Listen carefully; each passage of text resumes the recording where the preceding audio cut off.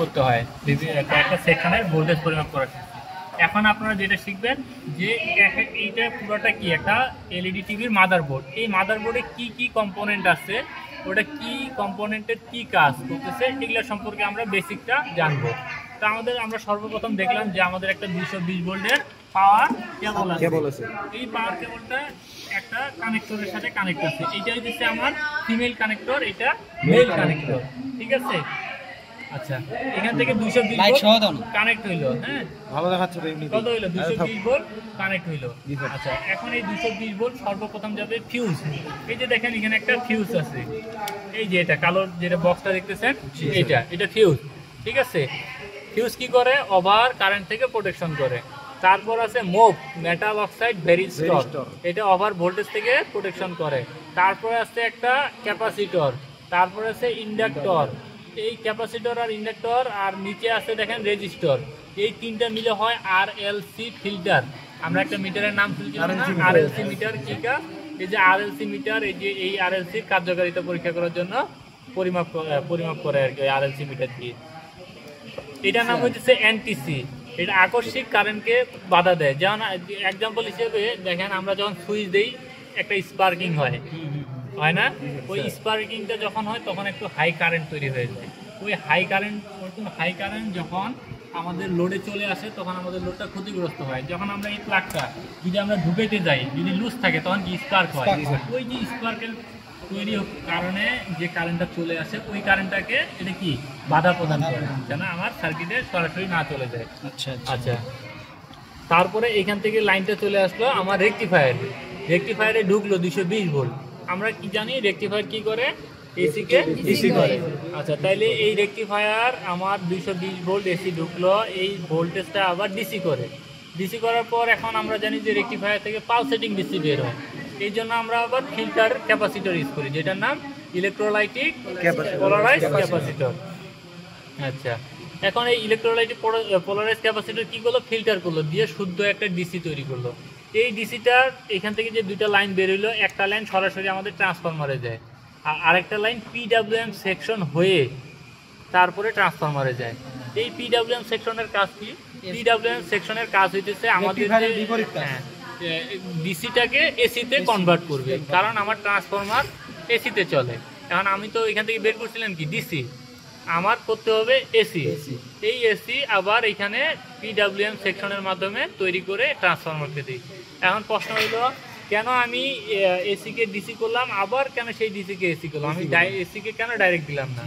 এসিকে direct এখানে না দেওয়ার কারণ হইতেছে যে আমি যদি এই এসিটাকে সরাসরি আমার ট্রান্সফরমারে ইন করাই, তাহলে আমার ইনপুটের যদি ইনপুট ভোল্টেজ কম বেশি হয়, তাহলে আউটপুট ভোল্টেজও কম বেশি হবে। কিন্তু যদি আমি এমন একটা সিস্টেম রাখি যে আমার ইনপুট ভোল্টেজ যদি কমেও যায় তাও আউটপুটে একটা নির্দিষ্ট মান দিবে, ইনপুট ভোল্টেজ যদি বাড়েও যায় তাও আউটপুট ভোল্টেজে নির্দিষ্ট কি ভোল্টেজ দিবে, তাহলে কি হবে? আমার সিস্টেমটা সুরক্ষিত থাকবে। এই জন্যই মূলত আমরা direct linear power supply use না করে এসএমপিএস পাওয়ার সাপ্লাই ইউজ করছি। আর এসএমপিএস পাওয়ার সাপ্লাই কি পিডাব্লিউএম সেকশনটা আমার ভোল্টেজটাকে কি করে?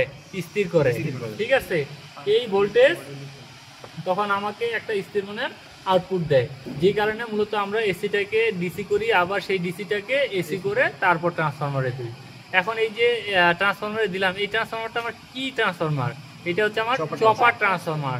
এই চপার ট্রান্সফরমার কেন ইউজ করছি? সাধারণ বড় ট্রান্সফরমার ইউজ না করে হাই ফ্রিকোয়েন্সি, আমার এখানে যেহেতু ফ্রিকোয়েন্সিটা হাই, এই জন্য এম্পিয়ারটা কম।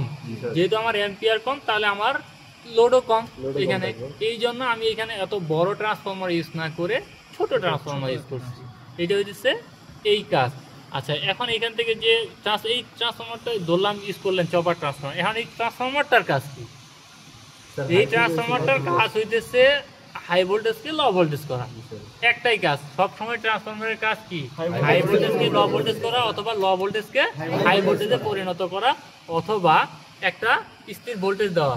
ওটাকে বলা আইসোলেশন ট্রান্সফরমার। যেটা আইসোলেশন ট্রান্সফরমার ওইটা সবসময় কি একটা স্থির মানের ভোল্টেজ দেয়, কিন্তু ওইটা আপনাদের দরকার নাই, ঠিক আছে। ওইটা আপনাদের দরকার নাই, ওই ট্রান্সফরমারগুলো ইউজ করে আপনার স্টেবিলাইজারে। হ্যাঁ, আচ্ছা, ওইটা বাদ দেন, আইসোলেশন বাদ। আপনারা মনে রাখবেন যে দুই ধরনের ট্রান্সফরমার, একটা স্টেপ আপ একটা ডাউন।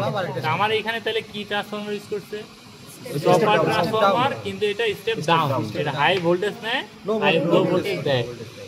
আর কি করতেছে পাশাপাশি হাই ফ্রিকোয়েন্সিকে কিচ্ছু করে হাই ফ্রিকোয়েন্সি দিতেছে, দেখে নিতেছে, একে যা দিবে তা আবার বের করে দিবে। কিন্তু এই তো হাই ফ্রিকোয়েন্সি নিজে তৈরি করতেছে না স্যার, না এ কেন ফ্রিকোয়েন্সি তৈরি ও তৈরি করতেছে তো পিডব্লিউএম। ও পিডব্লিউএম আছে হাই ফ্রিকোয়েন্সি তৈরি করতেছে। হ্যাঁ, তাইলে এই যে পিডব্লিউএম হাই ফ্রিকোয়েন্সি তৈরি করে ট্রান্সফরমারকে দিল, এই যে হাই ফ্রিকোয়েন্সিটা সে নিবে, নিয়ে আবার আউটপুটে হাই ফ্রিকোয়েন্সি দিবে। এখন কথা হইতেছে তাইলে ট্রান্সফরমার তো হাই ফ্রিকোয়েন্সি দিল, পাশাপাশি কি হাই ভোল্টেজকে লো ভোল্টেজ করলো, তাহলে আউটপুটে কি পাইলাম? High low voltage high frequency. এখন আমাদের যে মিটার এগুলো কি লো ফ্রিকোয়েন্সিতে কাজ করে, আমাদের যে কম্পোনেন্টগুলো এগুলো সব 50 হার্টজ ফ্রিকোয়েন্সিতে কাজ করে। তাহলে আমার এখানে তো ফ্রিকোয়েন্সি হাই, হাইটাকে লো করা লাগবে না, এই জন্য আমরা শর্ট কি ডায়োড ইউজ করি। শর্ট কি ডায়োড, এই ডায়োড যে একসাথে দুইটা কাজ করতেছে, এক হাই ভোল্টেজকে লো ভোল্টেজ করতেছে, দুই হাই ফ্রিকোয়েন্সিকে লো ফ্রিকোয়েন্সিতে কনভার্ট করতেছে। একটা কথা আছে স্যার, লো ফ্রিকোয়েন্সি যেহেতু আমাদের দরকারি, আমাদের কিন্তু পিডব্লিউএম হাই ফ্রিকোয়েন্সি দিচ্ছে, এই জন্য ওইটাকে ড্রপ আউট করার জন্য আবার স্কটি ডায়োড ওইটাকে আবার লো ফ্রিকোয়েন্সিতে পরিণত করতেছে নাকি? আচ্ছা স্যার, এই যে শর্ট ডায়োডটা যে কাজ এখন প্রশ্ন হচ্ছে স্যার হাই ফ্রিকোয়েন্সিটা তাহলে কি দরকার ছিল? হাই ফ্রিকোয়েন্সি না হলে তো আপনার হাই কারেন্ট তৈরি হবে, আর হাই কারেন্ট তৈরি হলে তো আপনার বড় ট্রান্সফরমার ইউজ করতে হবে, এইটাই দরকার। আর হ্যাঁ, আর ভোল্টেজটাকেও তো নিয়ন্ত্রণ করতে পারবে না, আউটপুট ভোল্টেজটাকেও কম বেশি করবে কে? ফ্রিকোয়েন্সি। ফ্রিকোয়েন্সি স্যার, ফ্রিকোয়েন্সি ভোল্টেজকে আবার